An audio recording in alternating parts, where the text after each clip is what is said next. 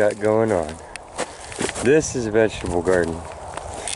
And believe it or not, underneath all of this, what we did was lay out ground cloth. Actually, first we layered the different types of soils and mixtures in here like a lasagna. And then we put ground cloth down. And then we cut out these beds. I have one cleared out over here. They're actually rectangular. And each one has a little manifold of drip lines for different purposes. This one has little soaking emitters on here, so that leaches out water gently. So this is more for greens and little sprouts that would grow in there. Each bed is set up different. So underneath here is ground cloth. Inside the bed it's been cut out for contact with the earth below. This is just bark down to the ground cloth. See it? And that has gotten overgrown. This property wasn't used for vegetable growing for a few years, and you can see what it is. It's not horrible stuff. It's actually a mix of our lupins, veg pea, desirables, things like this was some sort of brassica for sure that's gone crazy.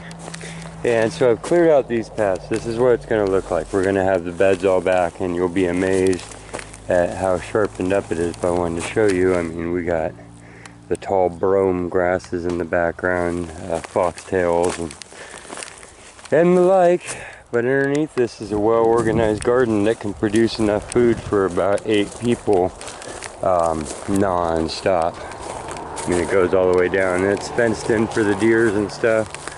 See, there's the orchard over there. Not just for deer, these center runs are designed. You see the orchard is actually fenced in, and the berry area, and you could let livestock in between here and they could graze it all down for you and not get to your stuff. This is desirable, has gone crazy. So do you see that this is all poppies?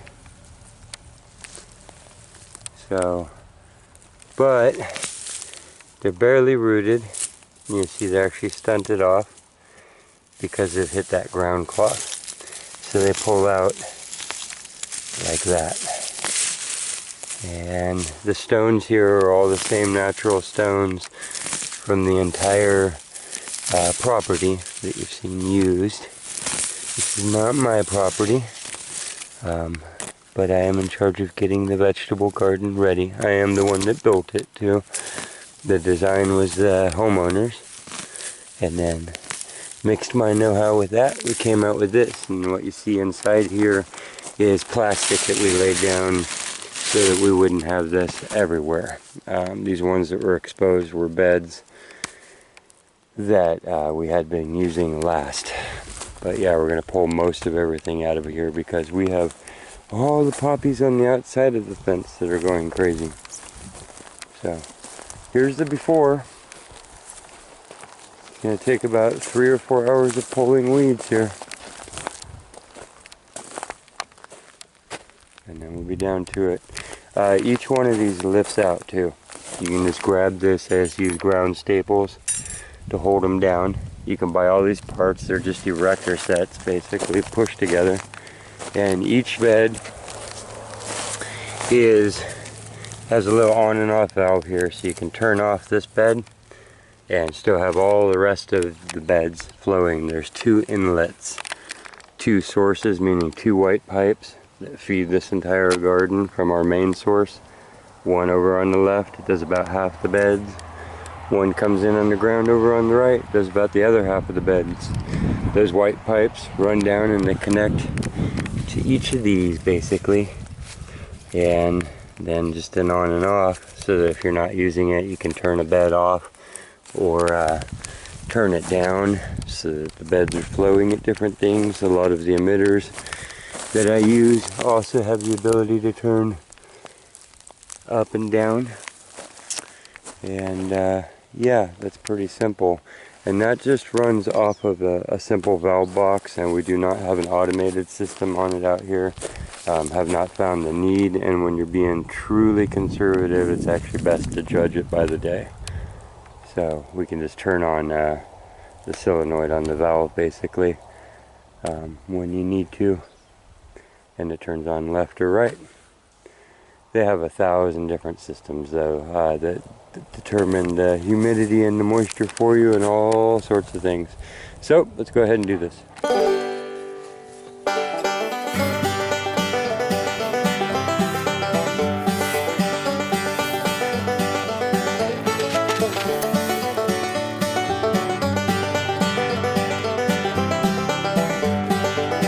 Something cool.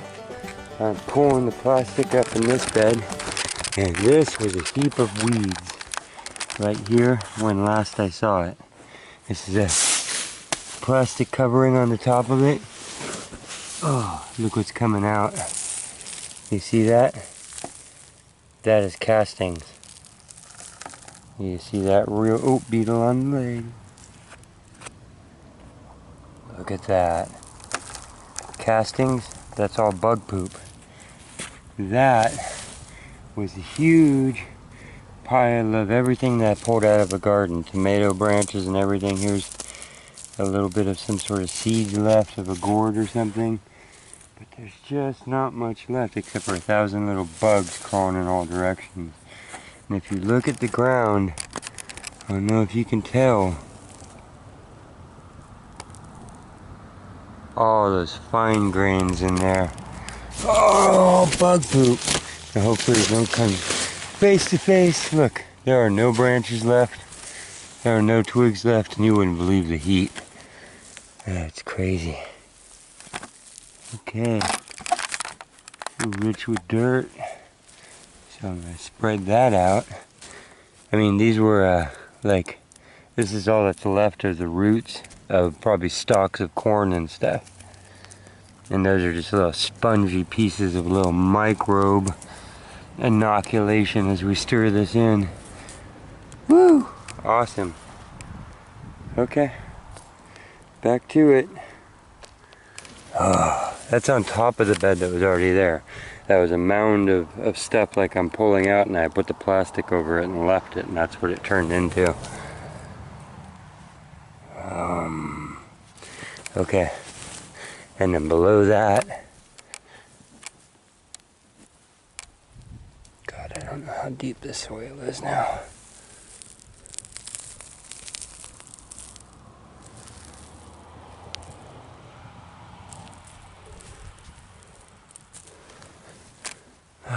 Wish you could touch this.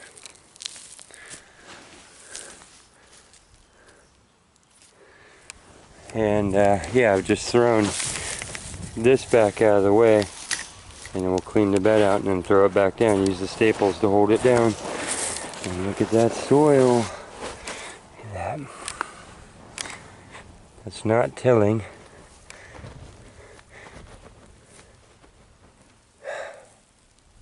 Okay. Oh yeah. Oh yeah, we're getting ahead on this too. Now, I do not have my rake over here, and it's an unseasonable 95 degrees all of a sudden. So, I'm gonna do this with my foot. Somebody's gonna plant in this spot and go, my God, because it's just all casting. Then this flops down, each of these beds has it.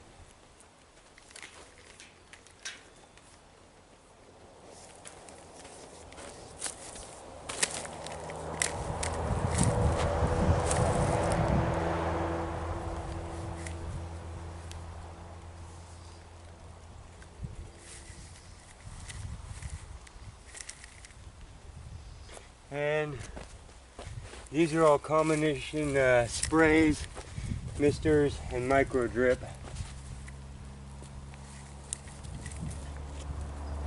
So you can switch it all around. And here's the on and off valve for this bed, so it can be turned on and off separately.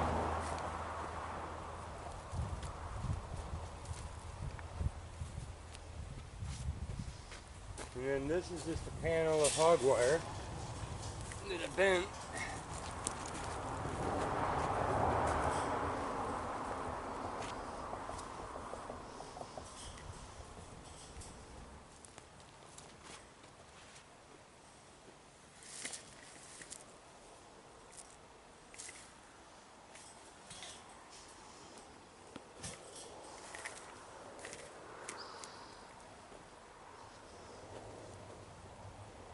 that forms our little cucumber trellis. Baskets.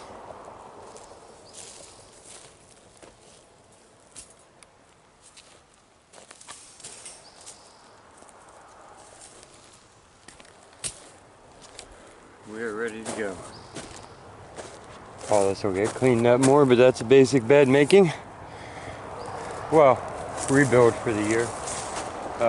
Because we have these systems in, people ask about my use of plastic all the time, and that's from the man who coined the term permaculture. You know, it could be applied to everything, even space stations. Okay, so it's not primitive skills at all. There's a confusion between the two. It means trying to make things as permanent as possible. And I mix it all together. I'm not strictly what you consider permaculture either. But these lines last a long time, and you don't have to waste resources all the time. And they've been proven over and over and over to be efficient. One of the most efficient ways to apply water. And so in doing so, you're saving one of the most important resources, water. So there you have the permanence of it, besides just the plastic infrastructure. And then these can get reused a lot of time. They're just landscape staples, and they hold the lines right where you want them. They come in big sizes and little sizes, so there's no wiggling and lines don't come away from where they're supposed to be. And went with rock. Here's one of the littler ones. And I went with rock. Rock borders, you know, it's like a 1.5 decades ground cloth under here, super thick stuff. And you can just return it to this and use metal and heavy stuff and keep it simple. Peel it back, throw it back down, get on with your stuff. Ergonomics is one of the most important things that we can be focusing on to save the planet.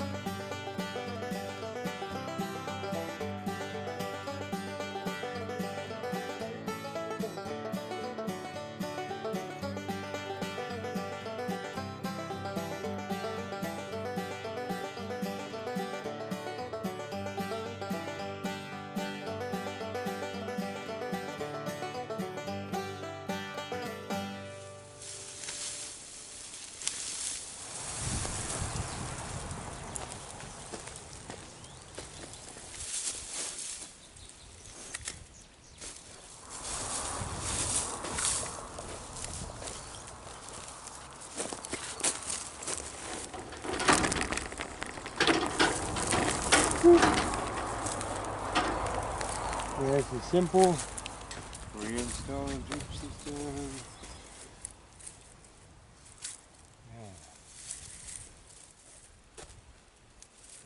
Here's your before. There's your after. That sound in the background means that I should remember to thank Blake's Backhoe and Fisher Construction and Aaron Weedy for his engineering and building of this fence with me, this entire fence system. That was also third in part with the homeowner's design and wishes of being able to run animals in and where they wanted their trees and their food and stuff. And this is probably my last build on this, so I'm getting this ready for new people who are going to hopefully grow their food here. And this is the process. So boom, there it is, half done. And yeah, I just used rocks and dirt and dirt and chips. Oh, thank you to Napa County for literally driving in these chips in huge piles. Brought us, I said I want 1,000,000 yards, and they tried to bring me 1,000,000 yards, and I appreciate it. We've used it over this entire property, and here it is in application in yet another spot. We signed a dirt waiver, and as they were cleaning up after the fires, because we were in the heart of the zone, they brought us all the chips so we could rebuild the farm. And countless other people who worked on this property before me. But yeah, those guys directly, because, well, they drove the tractors that flattened this out originally and all that stuff before we could start. So, shout out to the locals. And yeah, on with it.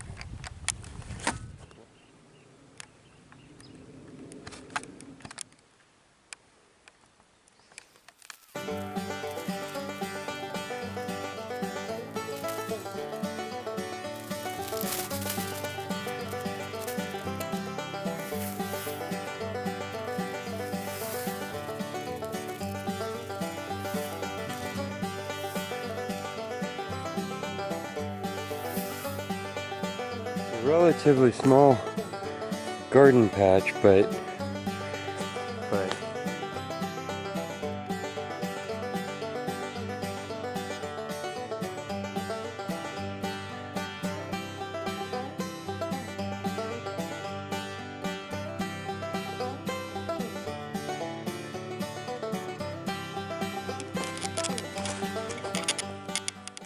flips around.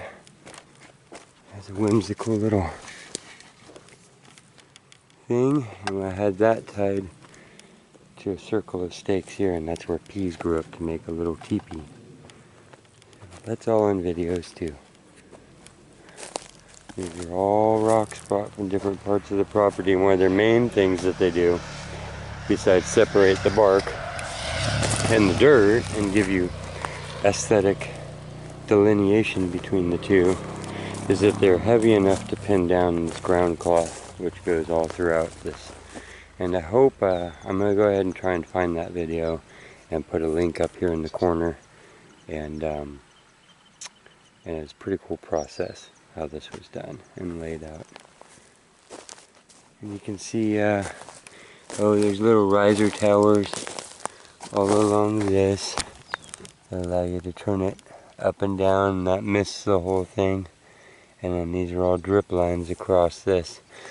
More towers, individual drips, and you can turn the spray all the way up, but I like to have that so you can mist it when you have a little seedling sprout coming up, and then when you don't want to top water anymore, you turn those off. That's why they have the on and off adjustment knob option, and then you can just water underneath so you're not getting water in the top of your leaves, like if you have a pocket vegetable like lettuce or something. And yeah, working our way through. Job up. And there she is. All cleaned up. You can see all the rocks. And it's kind of a hard light right now. It's washing everything out because we kind of have a yellowy orange sunset going on. I'm sure you get the gist of it. Maybe if we stand in the shadow and shoot across it. Oh yeah. And I'll throw a link in here of the original slideshow. I wasn't doing videos at that point, but when I began to do the dirt journal, I did make a slideshow out of it and found that, and I'll try and include that. And yeah, there you go. Here's a better shot. Whew, but now I am out of breath. Thank you for joining me on this next installation of the Dirt Journal, and I will see you at the next location. It's time for me to move on from this place, and we'll see you out there. Stay connected to your roots. Thanks for watching.